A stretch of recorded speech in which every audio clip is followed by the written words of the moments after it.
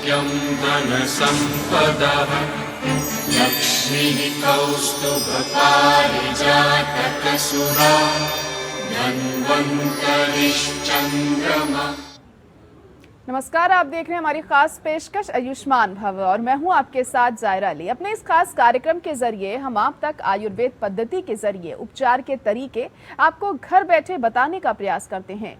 आज हम गर्मियों में बच्चों को होने वाली बीमारियों के आयुर्वेदिक उपचार की जानकारी देंगे और साथ ही साथ कान, नाक, गले में जो हमारे शरीर के जो अहम अंग हैं हम उनके बारे में भी हम विस्तार से बात करेंगे। जब हमें कान, नाक या गले में किसी भी तरह की परेशानी होती है तो ENT विशेषज्ञ की जरूरत पड़ती है। ईयर, नोज और थ्रोट को ENT के नाम से भी जाना जाता है। ENT कान, नाक और गले की चिकित्सा का संक्षिप्त नाम है। कान, नाक और गले में संक्रमण या फिर बीमारी किसी भी उम्र में हो सकती है। कान, नाक और गले से संबंधित विभिन्न प्रकार के डिसऑर्डर्स होते हैं जो शरीर में हल्के या अधिक लक्षणों को जन्म दे सकते हैं। ENT स्पेशलिस्ट इन लक्षणों को पहचान कर बीमारी डायग्नोस करते हैं, साथ ही जरूरी ट्रीटमेंट भी देते हैं। जब किसी कारण से कान, नाक और गले में विकार पैदा होता है तो इनके कार्य पर बुरा प्रभाव पड़ता है। इन ऑर्गन्स में किसी तरह की समस्या मेडिकल इमरजेंसी का कारण भी बन सकती है। कान, नाक या गले की बीमारी को लक्षणों के आधार पर डायग्नोस किया जाता है। कान, नाक और गले से संबंधित बहुत सी बीमारियां हैं जिनकी आपको शायद ही जानकारी होगी। आज हम कान, नाक और गले से जुड़ी बीमारियों के बारे में बताएंगे और साथ ही आपको बीमारी के कारण और आयुर्वेदिक ट्रीटमेंट की भी जानकारी देंगे। हमारी आज के विशेषज्ञ हैं आयुर्वेद विशेषज्ञ डॉक्टर मंजुषा राजगोपाल। वर्तमान में अखिल भारतीय आयुर्वेद संस्थान सरिता विहार नई दिल्ली के शालाक्य विभाग में प्रोफेसर और विभाग प्रमुख के रूप में कार्यरत हैं। आपने दिल्ली विश्वविद्यालय के ANU टिबिया कॉलेज से स्नातक की उपाधि प्राप्त की है और प्रतिष्ठित गुजरात आयुर्वेद विश्वविद्यालय जामनगर से स्नातकोत्तर की उपाधि हासिल की है। आपने PG स्तर पर 45 से ज्यादा शोध कार्यों को गाइड भी किया है और 40 से अधिक को गाइड के रूप में निर्देशित किया है। आपने कई रिसर्च पेपर्स पर काम किया है। डॉक्टर मंजुषा राजगोपाल को द्वारका पीठ में H शंकराचार्य द्वारा आयुर्वेद भूषणम से सम्मानित भी किया गया है। तो ये तो था डॉक्टर मंजुषा राजगोपाल का संक्षिप्त परिचय। डॉक्टर मंजुषा राजगोपाल आपको कान, नाक और गले की बीमारियों के बारे में बताएंगी, आयुर्वेदिक इलाज के बारे में बताएंगी। आप फोन करके हमसे सवाल भी पूछ सकते हैं और हमारा फोन नंबर हम आपको बता देते हैं जो कि है 0120-612-7967। इसके अलावा आप 0120-612-7968 भी डायल कर सकते हैं। करोतु कल्याणम् आरोग्यं धनसम्पदः लक्ष्मीः कौस्तुभपारिजातकसुरा धन्वन्तरिश्चन्द्रमा। तो डॉक्टर मंजुषा का इस वक्त हमारे साथ जुड़ चुकी हैं। मैम, बहुत स्वागत है आपका हमारे इस खास प्रोग्राम में। और सबसे पहला सवाल आपसे यही जानना चाहेंगे कि ENT के बारे में तो विस्तार से हम बात करेंगे ही। सबसे पहले हम जानना चाहेंगे आपसे कि गले में खराश के क्या कारण होते हैं, उसका क्या कुछ ट्रीटमेंट होता है, विस्तार से बताइए क्योंकि आजकल इस समस्या से लोग काफी दो चार हो रहे हैं। नमस्कार सभी दर्शकों को। गले में खराश जो है बहुत कारणों से होती है। उसमें मुख्य कारण अभी है कि जैसे गर्मी के सीजन में हम घर से बाहर से सीधा घर में आए और तुरंत ठंडा पानी पी लिया जी। तो जिसको पुराने घरों में हम लोग आम भाषा में सर्द गर्म भी बोलते हैं। तो सडन चेंज ऑफ टेम्परेचर जब बॉडी टॉलरेट नहीं कर पाती है तो भी गले में खराश होती है। और जैसे कि जब सर्दी जुकाम हुआ और जब वो पूरी तरह से ठीक नहीं हो पाया तो उसका कुछ असर शरीर में गले में रह जाता है, जिसके कारण बाद में वो एक गल शोथ या क्रॉनिक फेरेंजाइटिस जो कहा जाती है कंडीशन, इस रूप में परिवर्तित हो जाता है जी। जिसके कारण से जो है गले में खराश होती है। और दूसरा है धूल वगैरह में एक्सपोजर जो है वो भी एक मुख्य कारण है गले में खराश होने का। ना सिर्फ गले में खराश होने का, नाक में भी इरिटेशन होने का, जिससे कि नाक से पानी आना वगैरह लक्षण होते हैं जी जी। स्ट्रेप थ्रोट के भी काफी केसेस हम देखते हैं। इसके क्या कुछ कारण होते हैं और इसके उपचार क्या कुछ है? किसके? एक मिनट, मुझे क्लियर नहीं हुआ। जी, स्ट्रेप थ्रोट या फिर जैसे अक्सर हमें खाना निगलने में भी समस्या आती है, उसको डिस्पेजिया भी कहा जाता है, इसके बारे में भी आपसे जानना चाहेंगे। हाँ, खाना निगलने की जब तकलीफ होती है तो उसका मेन कारण है कि गले में शोथ है। जी। वो शोथ ये फेरेंजाइटिस या लैरेंजाइटिस, जैसे गले के मेन दो ये भाग हैं, इनमें सूजन के कारण होता है, या एक मुख्य कारण होता है जब पाचन ठीक से नहीं होता है मनुष्य में, तो बार बार उसको खट्टे डकार आते हैं, और ये खट्टे डकार जो एसिड ऊपर की ओर आता है स्टमक से, जी। उसके कारण से ये सूजन बढ़ जाती है। तो ये सूजन होने के कारण जो है मतलब मनुष्य को या लोगों को ये गले में खाना निगलने में तकलीफ होती है, और ये फीमेल्स में या जो लोग स्ट्रेस को प्रोन हैं उन लोगों में ये ज्यादा देखने को मिलता है। जी जी, जैसे गले और थ्रोट की हम बात करें तो टॉन्सिल्स एक बहुत ही आम बीमारी है। बच्चों में अक्सर हम देखते हैं टॉन्सिल्स की वजह से काफ़ी बच्चों को दिक्कतें पेश आती हैं। खट्टा खाने को उन्हें मना कर दिया जाता है। टॉन्सिल्स में पस भी इकट्ठा होने लगता है अक्सर। तो इस कंडीशन को एब्सेस पेरिटॉन्सिल्स भी कहते हैं। निगलने में भी ऐसे में दिक्कत आती है, थ्रोट पेन भी होता है। इसके बारे में जानना चाहेंगे आपसे। टॉन्सिल्स निश्चित रूप से बच्चों में ज्यादा होता है, लेकिन बड़ों में भी हो सकता है। जी जी। और टॉन्सिल्स एक्चुअली बच्चों में ज्यादा इम्पोर्टेंट इसलिए क्योंकि ये शरीर में रोगाणुओं को जाने से रोकते हैं, जिसको हम फिलामेंट प्रहरी बोलते हैं, इन्फेक्शन को रोकते हैं। तो ये बहुत इम्पोर्टेंट है, लेकिन ये बहुत प्रोन भी है इन्फेक्शन के लिए। तो इसमें जैसे पस आपने बताया कि पस भी हो जाता है। हम आयुर्वेद के हिसाब से इसमें कफ और पित्त का कारण मानते हैं, तो इसलिए जो खाना पीना कफ और पित्त को बढ़ाता है, मीन्स ज्यादा ठंडी चीजें, आइसक्रीम वगैरह है, ज्यादा खट्टी चीजें, ये सब अगर नहीं खाएंगे तो टॉन्सिल्स होने का कारण कम हो जाएगा। और हेल्दी खाना खाएंगे। इसमें क्या हो रहा है आजकल, जो हमारे यहाँ हमारा खान पान मीन्स सिर्फ बच्चे नहीं बड़ों का भी चेंज हो गया है।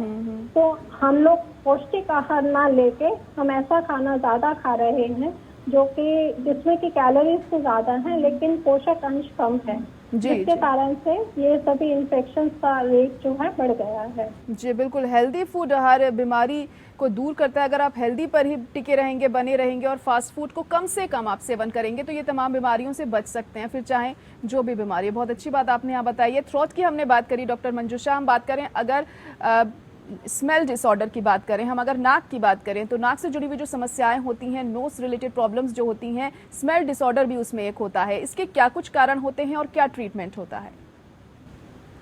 स्मेल डिसऑर्डर या गंध का नाश होना, जिसको कि इंग्लिश में एनोस्मिया बोलते हैं जी, वो क्रॉनिक राइनाइटिस या क्रॉनिक साइनसाइटिस का एक उपद्रव है, उसके कारण से हो सकता है, या कुछ एक पर्टिकुलर एक्यूट इन्फेक्शन के बाद पोस्ट कॉम्प्लिकेशन भी है। जैसे अभी कोविड गया तो कोविड इन्फेक्शन के बाद भी बहुत लोगों में जो है गंध का नाश हुआ था, मीन्स एनोस्मिया जो आप बात कर रहे हैं। तो एक पर्टिकुलर इन्फेक्शन के कारण, या जब क्रॉनिक साइनसाइटिस है इसके कारण से, या कभी कोई चोट लगी हो तब भी इसके कारण से गंध का नाश हो सकता है। जी जी डॉक्टर मंजूषा, कई बार हम देखते हैं बाय बर्थ भी ये चीज होती है कुछ लोगों में, इसके पीछे क्या कारण हो सकता है? बाय बर्थ तो मीन्स आइदर मीन्स उसमें कभी कुछ ट्रॉमा हुआ होगा जो कि पता नहीं चला, बाय बर्थ ऐसे नहीं होगा, या फिर जो ऑल्फैक्टरी बल्ब है उसका डेवलप होना, ऐसे केसेस कम रहते हैं। लेकिन जी जी, और कई बार नाक से खून आने की समस्या भी लोगों को रहती है, बहुत ज्यादा गर्मी के कारण भी कहते हैं ये अक्सर हो जाता है। और क्या कुछ रीजन हो सकता है इसके पीछे और इसके क्या कारण, उपचार जानना चाहेंगे? बिल्कुल सही कहा आपने। जो नाक से खून निकलना, जिसे आम भाषा में नकसिर फूटना या हमारे आयुर्वेद की भाषा में नासागत रक्त पित्त बोलते हैं, तो इसमें रक्त और पित्त दो दोष हैं। और बिल्कुल गर्मी में ये छोटे बच्चों में ज्यादा होता है, क्योंकि बच्चे ऐसे ठंडा गर्म नहीं देखते हैं, वो धूप में भी खेलने को निकल जाते हैं जी। तो टेम्परेचर वेरिएशन जब बॉडी टॉलरेट नहीं कर सकती है तो ये बॉडी का एक प्रोटेक्टिव मैकेनिज्म है, और ये नकसिर के रूप में या नाक से खून आने के रूप में बाहर आता है। तो इससे बचने का सीधा उपाय यही है कि गर्मी में अधिक धूप में बाहर नहीं निकला जाए जी। और दूसरा ये है कि अगर बच्चों में ये हो जाए तो उसको ठंडी चीज खाने पीने के लिए दें और तुरंत रोकने के लिए, जैसे घरों में मदर्स इसके लिए लाइक नोन है, दादी माँ बताते हैं जैसे घरों में कि नाक को एकदम पिंच करते हैं, nasal pinching of the nose is to be done. तो उससे नकसी रुक जाती है, या सिर के ऊपर थोड़ा ठंडा पानी डालें, तुरंत रुक जाती है। ये तो घरेलू उपचार हुआ। लेकिन अगर इससे ये नहीं रुकता है तो डॉक्टर को इसकी सलाह लेनी चाहिए। जी जी बिल्कुल, डॉक्टर से सलाह लेना बहुत अहम यहाँ पर हो जाता है, क्योंकि घरेलू उपचार कई बार काम नहीं आते हैं और कई बार नुकसानदेह भी साबित हो जाते हैं। इसलिए डॉक्टर से परामर्श किए बिना हमें कुछ नहीं करना चाहिए। जो नेजल डिस्चार्ज होता है वो किस वजह से होता है, उसका क्या कुछ उपचार होता है, क्योंकि इस समस्या से भी लोग काफी परेशान रहते हैं। नेजल डिस्चार्ज जो है राइनाइटिस या साइनसाइटिस का मेन लक्षण है, और ये भी इसमें मेन दो कारण है, एक तो इन्फेक्शन होना और दूसरा एलर्जी होना। और एलर्जी जो है आज के वातावरण में इसका एलर्जिक राइनाइटिस या साइनसाइटिस का इंसिडेंस बहुत ज़्यादा बढ़ गया है।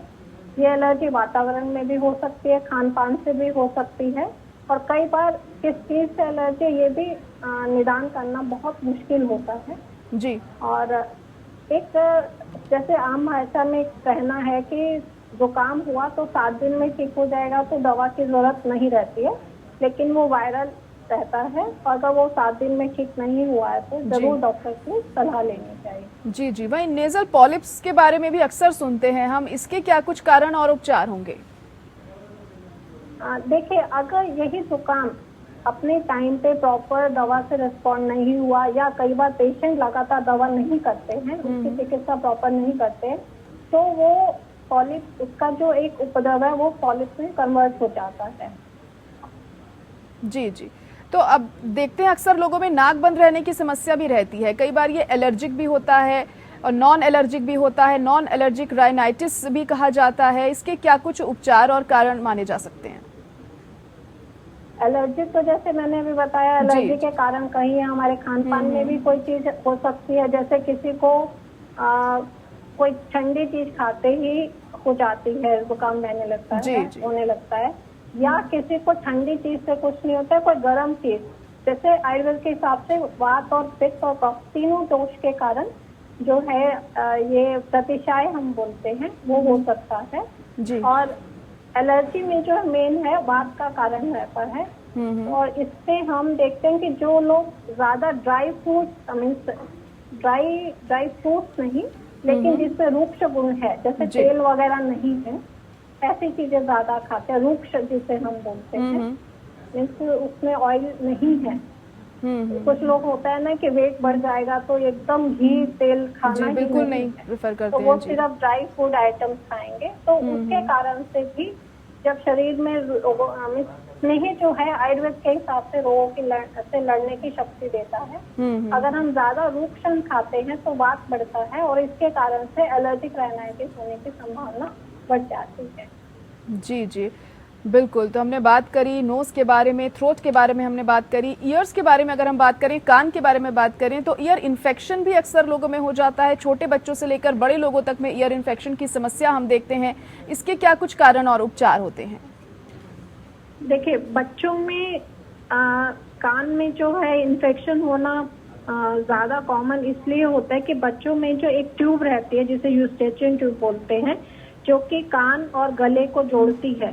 तो अगर बच्चों में जुकाम या टॉन्सिलाइटिस वगैरह इन्फेक्शन कंट्रोल नहीं होता है, तो इस ट्यूब के द्वारा जो है इन्फेक्शन कान में पहुंच जाता है। एक तो इस रूट से भी कान में इन्फेक्शन हो सकता है, या कभी कभी बिना सर्दी जुकाम की हिस्ट्री के बिना में भी डायरेक्ट जो है चोट वगैरह लगने के कारण कान में इन्फेक्शन हो सकता है, जिससे कि ये कर्णस्राव या ईयर डिस्चार्ज होता है। जी जी, तो ईयर क्लॉग भी हो जाता है। अक्सर हम देखते हैं कान में अधिक मात्रा में वैक्स होने की वजह से ये होता है। कान में पानी कई बार नहाते समय चला जाता है, तो उसके क्या कुछ कारण होते हैं और कैसे ठीक इसे किया जा सकता है? देखिए, जो वैक्स है वो कान का नॉर्मल सिक्रीशन है। जैसे हम देखते हैं नाक में भी म्यूकस सिक्रीशन रहता है, आईज में भी रहता है, वो उसका एक प्रोटेक्टिव मैकेनिज्म है। लेकिन कुछ बार बच्चों में जो है ये वैक्स का सिक्रीशन ज्यादा होता है, और अगर उसकी रेगुलर क्लीनिंग नहीं होती है तो वो कान को बंद कर देता है। तो जिससे कि वैक्स से ईयर क्लॉगिंग बोलेंगे या ऑब्स्ट्रक्शन बोलेंगे, तो जी। उसमें जब ये ज्यादा सूख जाता है तो कई बार बच्चों में एकदम कान में दर्द होना, छोटे बच्चों में ज्यादा होता है ये, तो कान में दर्द की समस्या लेके पेरेंट्स बच्चों जो हैं डॉक्टर के पास आते हैं। तो उसमें यही रहता है कि वैक्स को निकालना ही उसका उपाय है, दवा डाल के। जी, जी। घर में ये कोशिश नहीं करनी चाहिए। जी जी, डॉक्टर से ही परामर्श करना चाहिए, डॉक्टर के जरिए ही निकलवाना चाहिए, नहीं तो नुकसान हो सकता है।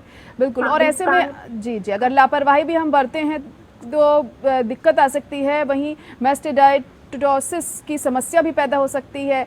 तो इसके क्या कुछ लक्षण होते हैं, क्या कुछ कारण और इसका इलाज माना जाता है फिर? देखिए, कान में जब इन्फेक्शन ठीक नहीं होता है, जो मिडिल ईयर पार्ट है उसका, जो ये कर्णस्राव या ईयर डिस्चार्ज है मिडिल ईयर में होता है ज्यादातर, एक्सटर्नल ईयर में भी हो सकता है, लेकिन जब मिडिल ईयर में ये ईयर डिस्चार्ज लंबा समय तक बना रहता है तो जो कान के पोस्टीरियर वॉल के पीछे मेस्टॉइड प्रोसेस है और जिसमें कि एक कैविटी भी रहती है जिसमें कि मिस एयर सेल्स वगैरह स्ट्रक्चर रहता है, और जब ये इन्फेक्शन वहां से पीछे इस मेस्टॉइड प्रोसेस को भी इन्वॉल्व कर लेता है, उसे मेस्टॉइडाइटिस कहते हैं। इट मीन्स वो उसने स्कल की बोन्स को भी इन्फेक्ट कर दिया। So that is one of the common complication of CSOM या क्रॉनिक ईयर डिस्चार्ज का कॉम्प्लिकेशन है और उसको तुरंत इलाज की जरूरत है।